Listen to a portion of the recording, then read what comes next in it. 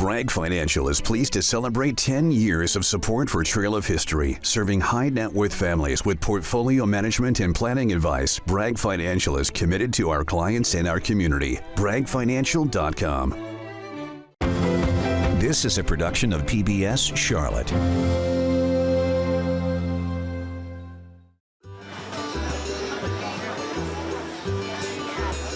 Fresh vegetables, flowers, meats, fruits, and honey are just a few of the things you'll find at area farmers markets. I've been coming to the Charlotte market for almost 8 years, and I come every Saturday morning. It's a unique shopping experience, one that predates the modern grocery store and harkens back to an easier time. Coming up, meet a family keeping the doors open and produce flowing at Charlotte's oldest farmers market. Then meet a Union County farmer plowing the very same fields his ancestors have for more than 2 centuries. Visit the area's largest market that features well over 150 vendors and learn how the Rosa Parks Farmers Market strives to decrease food insecurity. All that and more coming your way on this episode of Trail of History.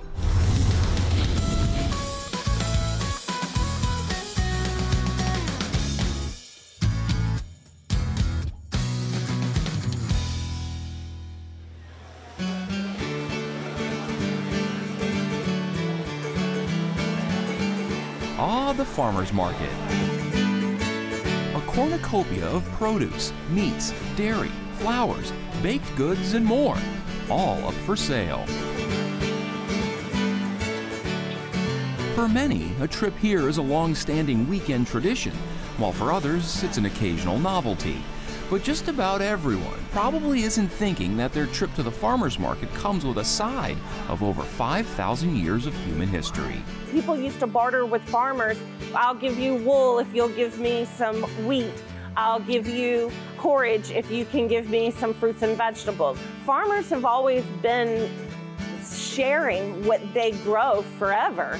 Some of the earliest markets started in ancient Egypt, but for something a bit more relatable, the oldest known market still operating in the United States got its start in colonial Pennsylvania almost 300 years ago, 1730 to be exact. The Lancaster, Pennsylvania Central Market, according to their website, started out on a 120 square foot plot of land. In case you're wondering, 120 square feet is pretty small, about the size of a small bedroom.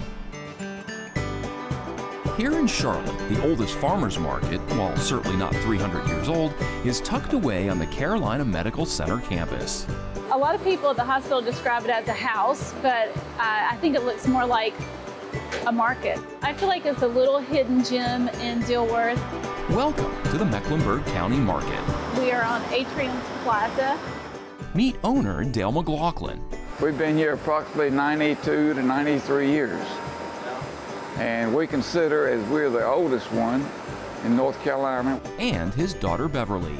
We have survived pretty much on word of mouth all these years, and a lot of our customers are the grandchildren and great-grandchildren of the original grandparents shopping here at the market when they were little. Customers like Kathy Ewing. I'm a native Charlottean, and my father was a doctor at Presby and Old Memorial, so I would come down here probably since I've been about 5 years of age. And I've come here to get all my fresh vegetables because they really are truly local fresh vegetables.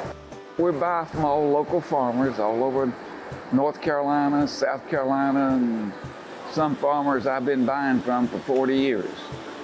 The peaches come from South Carolina, cucumbers, peppers, watermelons, cantaloupe, Barbie's Farm, lettuces are local. We get our peas from South Carolina, and we shell them here in the market, so they're shelled locally, because it doesn't get any more local than that.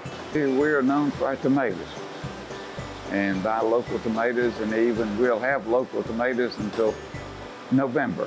McLaughlin's grandson, Gavin Guiney, knows all about the market's top-selling items. The most popular tomatoes that customers buy are the Cherokee Purples right here. They're an heirloom tomato, and that just means it's a really old seed, like old variety of tomato. The beefsteaks or Better Boys, there's a few different names for the red tomatoes. They've got like that classic tomato taste, that bite to them. They're my personal favorite. the nearly century-old market hasn't always been family-owned. It was founded by the Mecklenburg County Ladies Home Extension Club in the early 1930s, and only women could sell here. The market originally started on 7th Street, it was in a basement of a building. And in the early 30s, 31 to 32, they purchased this building. Back then we had roughly 40 vendors, and each vendor had 4 feet of space. My grandmother was an original member of this market, and a few years later, probably 4 or 5, my mother started coming. I remember standing on a chair up front right beside her when she was selling her product. Over the years, getting ready for the market has always been a family affair. We had a 40-acre farm, and my grandfather, grandmother, and my mom and dad did the farming, but my father was full-time employed with a telephone company, so in the evenings he would plow the fields, pick the vegetables, getting ready for the farmer's market. Eventually, the family sold off the farm, and Beverly then started her own prepared foods business called Beverly's Gourmet, which she also sells at the market. But now the next generation is stepping up, like her son Gavin. I've been working here since I was about 12 or 13. Gavin and his brother, who also works here, make it 5 generations of the family to be here at the market. I love it. I never really planned for this to be my career. It just kind of happened. According to his mom, Gavin's interest in the market does more than just add to the bottom line. I love that he's here with my dad on a daily basis, and I think that's one of the reasons my dad hasn't officially retired yet, is because he gets to work with his family. Customers feel much the same way about the Mecklenburg County market. For me, it's just the heritage and the history and the memories of coming in here and supporting local. I think you get a good feeling when you come through here and you're supporting something. And I mean, McLaughlin's been doing this for generations. He's watched me grow up, so it's a special spot. I enjoy what I'm doing. I wouldn't be doing it as long as I have. I would say our legacy is that we have prevailed all these years. We've made it through the depressions, we made it through the pandemic when so many places were going out of business. And the fact that we just want to keep it going with local products. I don't take people's products. I get samples all the time from Maine and Wisconsin, and I can't use them because they're not local. I hope it will continue the family tradition for many more years as it has in the past.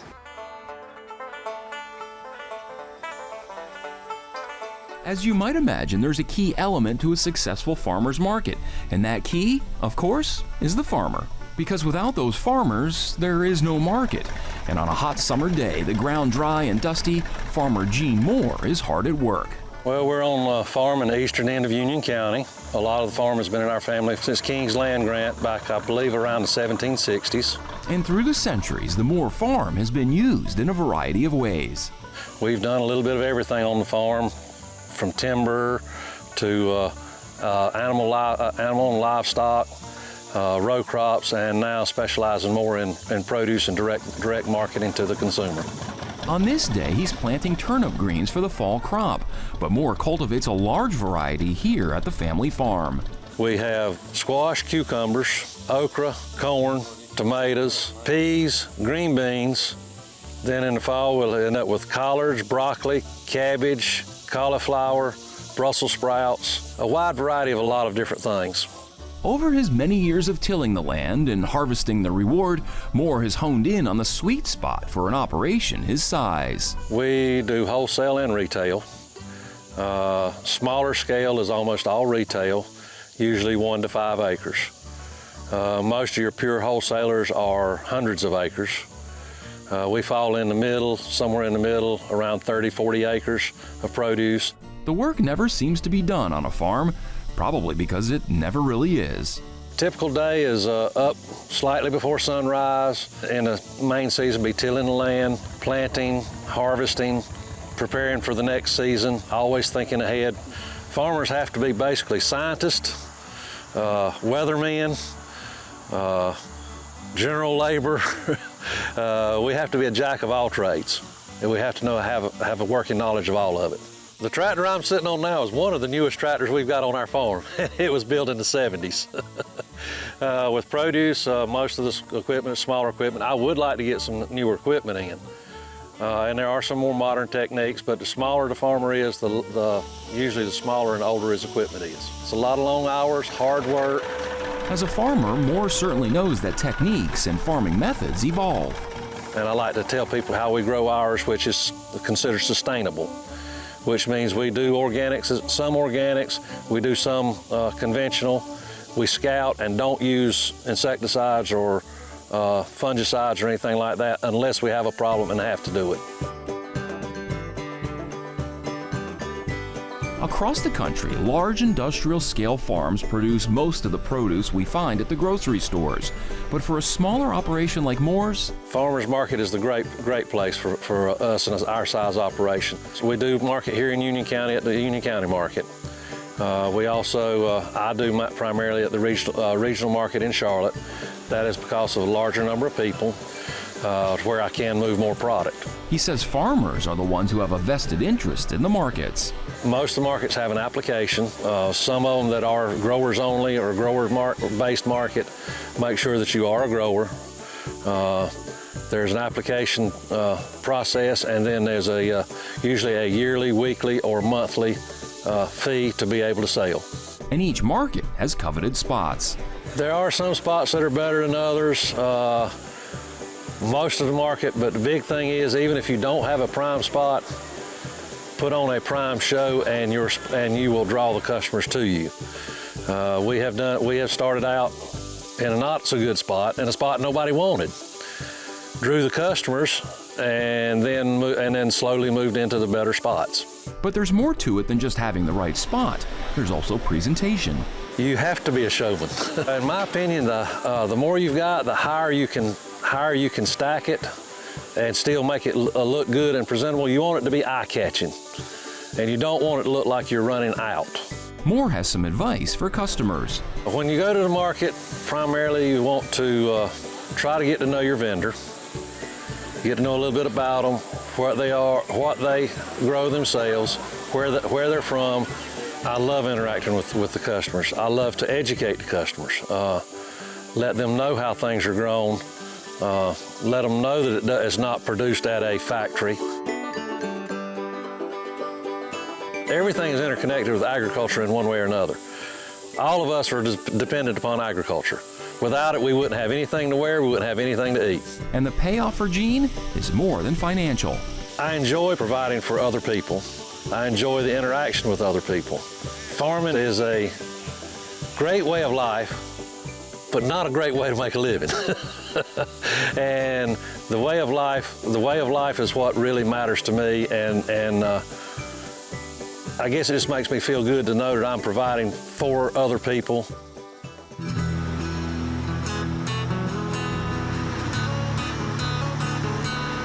Saturday morning on Yorkmont Road in Charlotte, and you'll find a steady stream of cars turning into the Charlotte Regional Farmers Market. I've been coming to the Charlotte Market for almost 8 years, and I come every Saturday morning. And Jenny Hong knows her markets. There's lots of different kinds of farmers markets. So you do have like farmers markets that are very local and then just have a few farms that get together and put up a stand, right? According to market manager Amy Newsom, farmers markets offer a certain vibe that you just won't find in the grocery store. Here, you've got people standing and talking with members of the community, with their friends. You've got people that actually make it a date, which is so precious. And then you've got the people that want to know more about where their food comes from. And so it's an educational experience. It's a community experience. It's a family fun time where kids can come out and they can taste strawberries or taste a peach, and you don't get those experiences when you go to the grocery store. First opened in 1984, right around 500,000 people annually come to the market looking for fresh vegetables, grass-fed meats, and other artisan treats. The Charlotte Regional Farmers Market is one of 4 state-run farmers markets run by the North Carolina Department of Agriculture and Consumer Services. Our goal was to create a place where farmers can come and unload their items to sell to the general public, where you can find fresh fruits and vegetables, meats, and where you can actually talk to the farmer and find out how they're actually growing and raising their animals. You can talk with beekeepers about and find all the interesting facts there are to know about honey.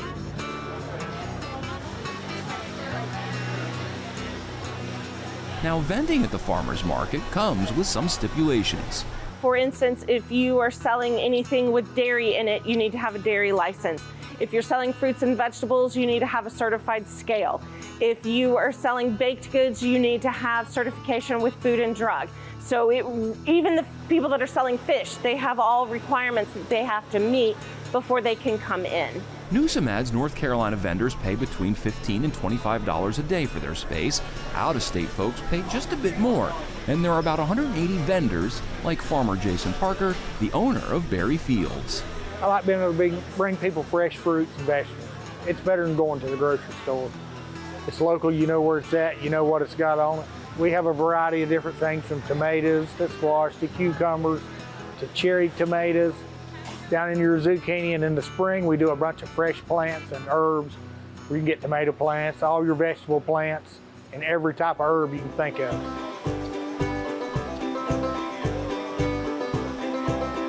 In operation for nearly 4 decades, the Charlotte Regional Farmers Market and the 3 other state-owned markets are economic tools used by the North Carolina State Department of Agriculture. We need farmers markets because we have a lot of people that are utilizing the land to produce goods that people need. Fruits, vegetables, we've got livestock growers, you've got the nursery operations that give you the wonderful flowers and the trees that can provide shade during the hot summers here in North Carolina. So we need farmers markets as a way to sustain that way of life. She adds part of the market's mission means more than just offering farm-fresh vegetables and meats. At the Department of Agriculture, our goal is to promote anything that's grown, raised, caught, or made. This model opens the doors to vendors like the folks from Duke's Bread Company. Duke's Bread basically is a sourdough-based bread. We use a 200-year-old starter. For more than a decade, Arthur Duke has been working the stand here at the market with a long list of items for sale. We have a roasted garlic focaccia. We have a rosemary Asiago focaccia. We have a gorgonzola cheese bread, a Monterey Jack cheese and cracked pepper, jalapeno and cheddar cheese loaf. But he's quick to give credit where credit is due, and he's one proud father. My son started the business in 2010 in his garage with 3 kitchen ranges. Duke's Bread Company is an example of how farmers markets provide a cost-effective way for vendors to find a market, and it's paid off for this local company. It's too hard to try to put it in all the stores because, first of all, most of the stores, they're full. They have 20 other breads, and they don't want to add another bread. And then you're talking about smaller quantities. Here, we can concentrate on this specific market. We can sell our specific bread with a less competition with other bread makers. At the Holly's Harvest booth, Keisha Drake says direct access and personal interactions are the main benefits of vending their olive oils at the market. We found that because you can do taste tests at the farmer's market, and it's best when people taste before they purchase. And it's just the environment of being around other people and when they're coming through and just intermingling with, networking with people.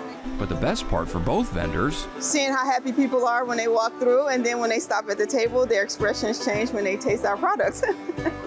My favorite part is the contact with the customers. They're here because they want quality products, and they find them here at the market. The reasons to shop at a farmer's market vary from person to person. Jenny Hong has her reasons. You have, like, the different buildings are different things. So if you want to find just local North Carolina goods, and within, like, local, I mean like 150 miles, right? So those will be in the first building. And if you want, organic foods and stuff, it's all over there. And you go often enough, you get to meet people and you get to make friends, and they know you because you go in every week to pick up produce. So you get to know your food better. It's you can try new things too. It's really fun. For many people, like Melissa Solar, a mother of two, a Saturday trip to the market is personal.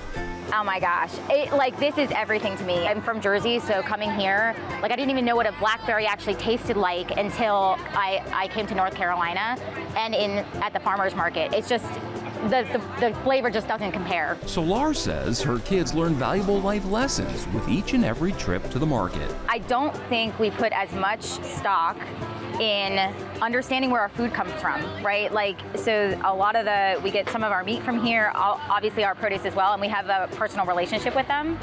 And the kids ask questions like, okay, well, what is this? Oh, these are the pigs. This is where our hot dogs are coming from, or, for our hamburgers, these are where the cows are coming from. So they understand it's not just a package in a grocery store. There's actually a person on the other side, an animal that it's coming from, and how it's getting to us.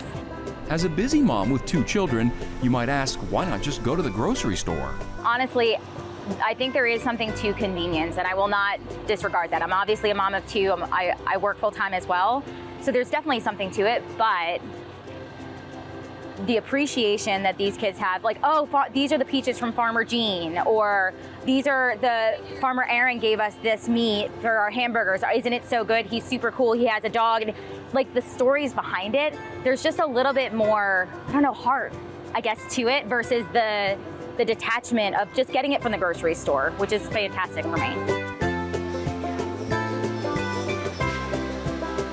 With nearly 40 years of operation, Newsom wants people to reflect on its success, but also the shared success of all farmers markets. I want all of our vendors to be successful, even the ones that don't come to our market. There's 22 different markets in the Charlotte area, and the market managers of those all get together and we try and help each other out, because our main goal is just to have our vendors be successful.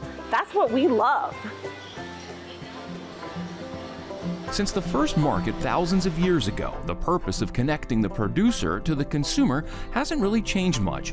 But in Charlotte, one local nonprofit has reimagined how a farmer's market can have a lasting impact on a community.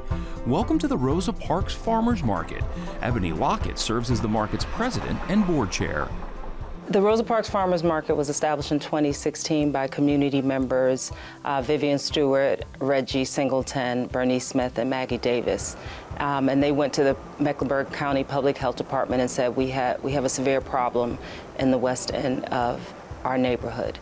And that problem was not only about food security and food insecurity, but it was also about there's the cultural erasure of the West End, and they wanted to be intentional about bringing a market that not only provided healthy and fresh foods in that area, they also wanted to bring and maintain the culture of the community and those who live there. As a former teacher, she's seen firsthand the impact a poor diet has on students.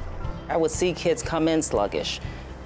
Either they didn't have breakfast or they had Takis or something else for breakfast, a poor nutritional intake. And we have to change that if we think we're going to have great social outcomes, if we're going to have, academic outcomes that are beneficial. We have to think about what our children are consuming.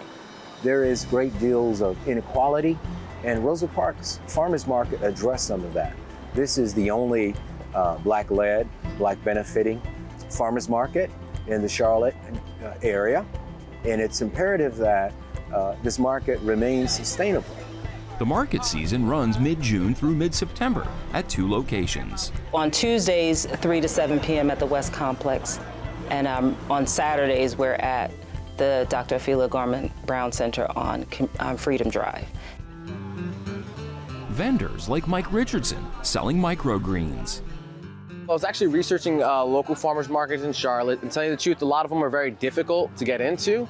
But once I saw the Rosa Parks Farmers Market and I did some research on it and what it was about, I was even more interested. At that point, I didn't care if what was being sold at all. I just really wanted to be a part of it. The market also provides lessons in economics and entrepreneurship for the young men from A Male's Place. The Male's Place is a multi-generational manhood training organization for African-American boys 12 to 18. We focus primarily on mentorship, secondarily agriculture, and then third, community service. First, the young men learn how to grow crops here at this community garden.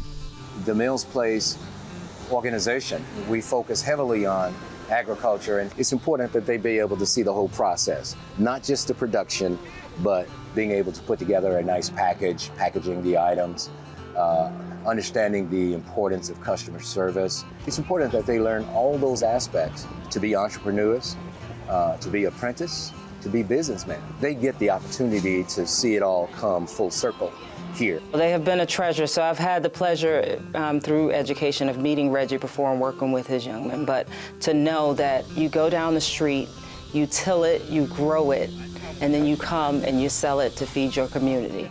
I mean, there's not a greater joy than that. So the Mills Place is doing amazing work, and I'm glad to have them along with others as vendors at the market. The Rosa Parks Farmers Market is just not merely a transactional market. We're not here to merely make money. Obviously, we need to generate revenue so we can remain sustainable, but we're transformative. We provide the level of education around sovereignty and self-determination and self-sufficiency that other markets don't provide or is not interested in.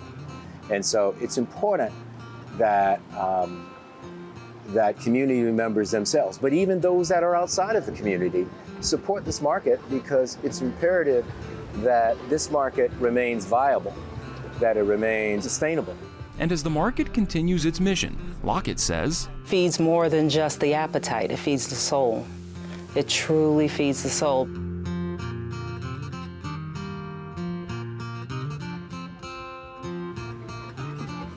It's evident the various farmers markets around our region provide much more than a place for farmers to sell their crops, or to the customers to simply shop for groceries. From the oldest local market to the farmers still growing the fresh crops, to the markets focused on making a social impact in its community, these markets keep alive 5,000 years of tradition, feeding the need not only for nutrition, but also for economics, community, and connection. We thank you for watching this episode of Trail of History.